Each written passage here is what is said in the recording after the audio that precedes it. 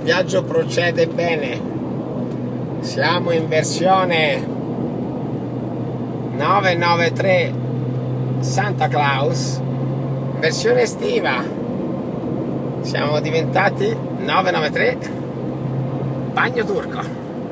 L'aria condizionata esiste, è accesa, ma non è aria condizionata, è in fonna, è in bagno turco. Sono imperlatissimo.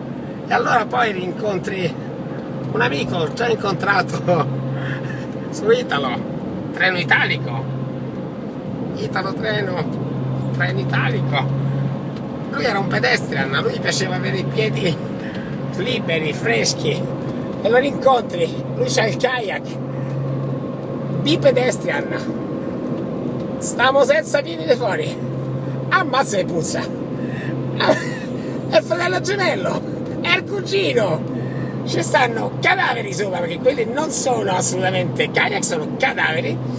Quello non entrava e l'hanno messo sul sedile. Eccolo qui, pedestrian assolutamente sull'autostrada 1. Siamo in versione per l'Age, proseguiamo verso Roma.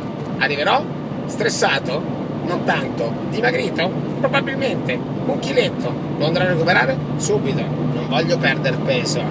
Viva la vita. E abbiamo anche nonna, abbiamo un nonnista, è l'accoppiata, è il pedestrian, è il nonnista, è la bravo, con il feretro di nonna, stupenda, c'è di tutto, che ci abbiamo messo? Anche il passeggino, perché la famiglia, il ricongiungimento familiare è importante, vicino a nonna c'è sta il passeggino, gli ricordiamo, è il nipotino, e secondo te sto male, bravo, becchino, feretro di nonna col passeggino, perché il ricongiungimento familiare è una cosa importante, siamo gente dei valori, siamo italiani, ci piace la famiglia, viva la vita, siamo tutti in autostrada.